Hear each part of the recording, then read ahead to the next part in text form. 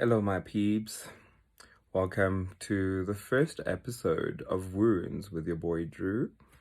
So, yeah, I promised you guys that I was going to share a few things about toxicity within a relationship. And keep in mind, I'm not here to talk about Umuntu, but it's basically the traits of a person who identifies certain things within you and feels the need ukuthi, you know what, no, I need to break this person down because they don't understand what you're bringing to the table, or maybe they might not like it and might want to change it, or maybe, you know, they're a broken being that doesn't know how to convey or to portray themselves. But yeah, or narcissistic being the other trait. But yeah, our first episode today we are talking about control.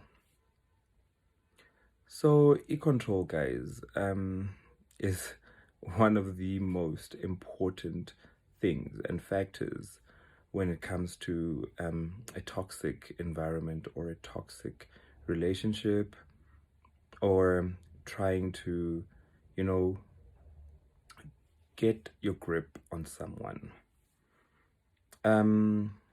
So this is how it transpired with me, um, you know, I'm self-employed, and going into this relationship, it was one of those things that was pretty evident. I was very open about it, and I had two phones, one for personal and one for business. And you know, my partner at the time didn't understand that. And the thing is, you then want to, well, I'm a very transparent human being, you know, and that was one of the things that I did, you know, starting out. And my conversations would always happen in front of him. Most of the time, if he was around, you know, he would know about my meetings. He would know about all of that, XYZ. So it came to a point where, you know, and funny enough, this was like just at the beginning of the relationship. And it's one of those things that we know about, but I think, like I said, we choose to ignore because you are so adamant about building a particular persona or believing that the person that you're with is a construct of what you would like them to be, yet they do not fit that construct, you know. So a bit of naivete is there, and you know, yeah, you just really want to see the best in every situation. You convince yourself, "Hore, no, motho ha toxic, motho is not wrong." This, you know, all those kind of things. So like I said, the first thing was the cell phone, where he wanted full access to my cell phone, full carte blanche. He wanted to know when you put down your phone who is calling. Like if the person, the phone is next to him and it rings, who's this? Who's that? Conversations, you know, we'd go through your conversations. Who's this? Why are they sending you that? Why are they saying this? And all of that kind of stuff. And I'm like, hey, but I'm here with you, dude. Like, I'm transparent about everything. So, where is all this insecurities coming from? And I guess that's another thing. They are just insecure about who they are. They don't, they are not well asserted as to who they are within your space or within your life. And so this person would want to know all of that stuff with my phone. I mean, there came a time where now, you know, when phone calls come through, you start getting that look. And he would start going, but no, you can't be taking calls at this time. Okay, fine, I get it, granted. Past 7 p.m., as a self-employed person, okay, you need to also exercise some sense of control over that whole thing, and I took that and I was like, okay, fine. I think, okay, let me just give our relationship the time that it needs within the space. When he's around, let me try and limit being on phone calls and things like that. I would never touch my phone when he was around. And it's not because I was hiding anything, but it was merely just me trying to allow each other to enjoy one another. And that was flag number one, right? That I thought, no, it meant something completely different. I mean, for me, it meant something different. But for him, I believe it was a control tool, you know? And then there was a part where now the person comes with the whole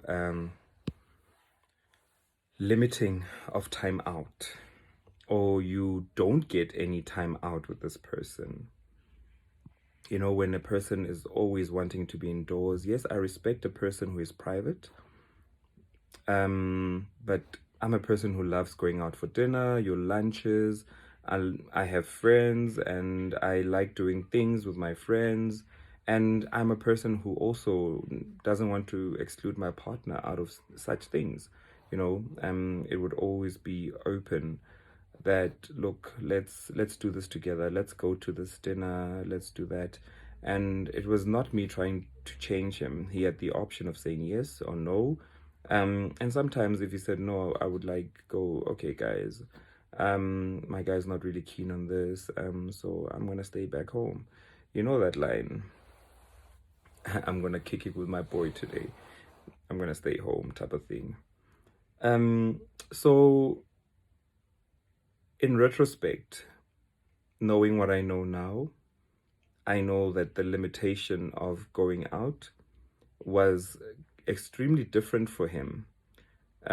Because for him, it meant less visibility, on the streets. It meant less exposure because of who he was behind his phone, because who he was outside of the relationship.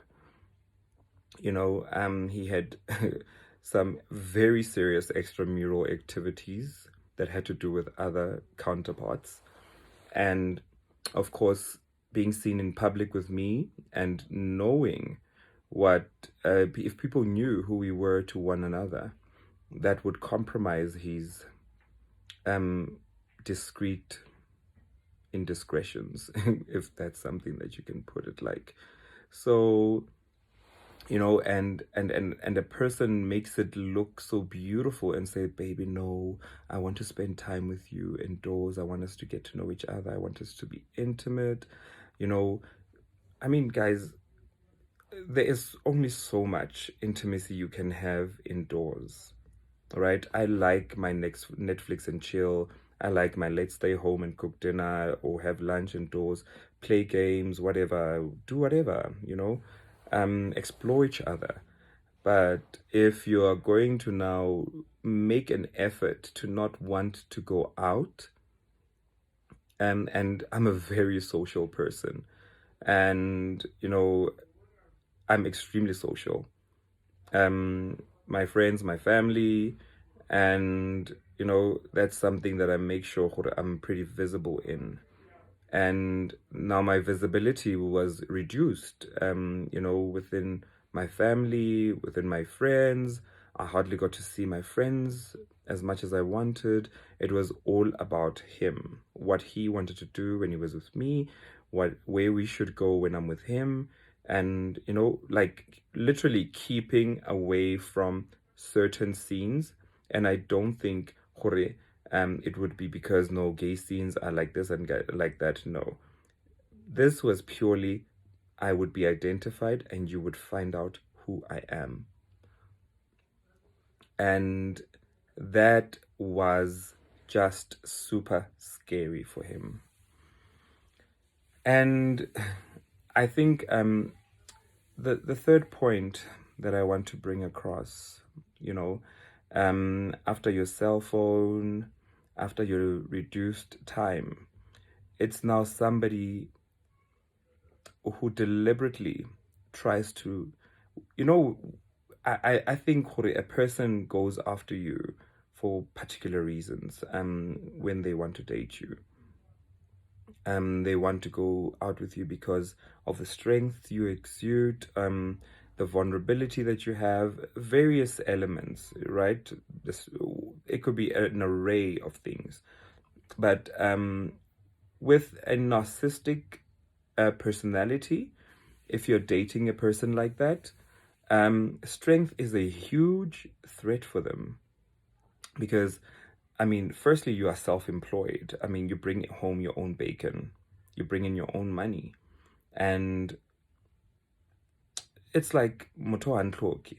And then now, you know, you also have this very strong presence within society, and socially, and you know, you are a strong individual as a whole, headstrong, and all those kind of things.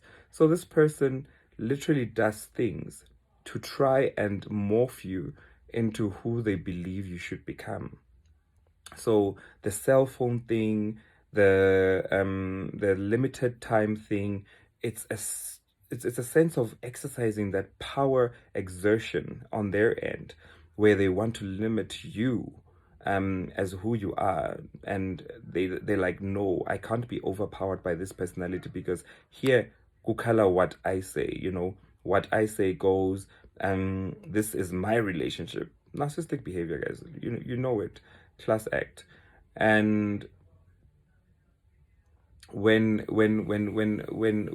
you are in a space with a person like that, you find hori, now you are no longer a priority. I mean, even the conversations that you have, the person would not make you feel like what you do or where you are in life or what you have to say is important. All they want to hear is them. This about me, this about me, this about me, this about me. And if you try and squeeze something in about yourself, it is dismissed or limited, and it's no, we'll talk about that later. I want to do this, I want to do that, I want to. But funny enough, coming back to the phone call thing, you know, if he wanted to be on a phone call, he could take a call at any time, you know, even from random strangers. And sometimes you just watch. You're like, okay, okay. Because also you don't want to find yourself in a position where you are so much like this person, you are becoming so much like this person that you are changing from who you are. But that is the eventual goal. That is the ultimate goal, for them to change you from who you are, the strengths you possess, the attributes you have, and they just want to see you as a miniature you, as a miniature person that they can do whatever with whenever they want, and you would never question them. You can't question them because if you question them, how dare you? Who are you? You know? And you know, I was a person who does that, and I'm like, but hang on, this is a two-way streak. This is a relationship. It's not all about you. Like, and you, those are things that would cause a fight. And until I became the person who was like, no, but you know, I don't really like fighting. I'm not an aggressive person. I prefer things to keep a very calm and muted, and you know, constant, you know, a mellow, a flow. And this was something that just didn't sit right with him. You know, because now ungubani wena when you want to go to your friends, ungubani wena when you want to see your family, whenever you want to see your family. We could go and visit his family anytime, all the way in Venda. But when your family that's just here in Mamelodi, hey, what are you saying? What are you saying? I mean, hey, how important is that supposed to be in your life? So, in a nutshell, guys, I just want to say that these are some of the important things. These are just the top threes that I'll be talking about. I'll be picking top three factors mostly throughout each and every single episode. And as this is just the first look, it will be a build up, and I'll be building on each and every single topic so that you get and understand the nuances of the intricate toxic relationship, the forming of thereof. Because when you start a relationship, and I think this is something very important to recognize, that you need to get to know a person. I think in our in our queer community, that is often skipped, where we don't want to really get to know the person. You just like their physical attributes, you like how they make you feel at that moment, you like the physical pleasure, and from there on you make a decision. No, this is someone I want to be in a relationship with. This is somebody I want to marry. This is someone I want to move in with. And that, guys, truly speaking, is a recipe for disaster in a lot of cases. It could be that it works for some people. I'm not going to judge. I'm not going to try and say, look, do the other. But I'm just saying that sometimes it's important for you to feel like the number one. It's important for you to be the number one. And yourself is important. Self-preservation is very, very important, or else you will be broken. Thank you so much for joining me for the first episode of your boy Drew on Wounds. And yeah, looking forward to seeing you guys tomorrow on episode number 2, where we'll be talking manipulation.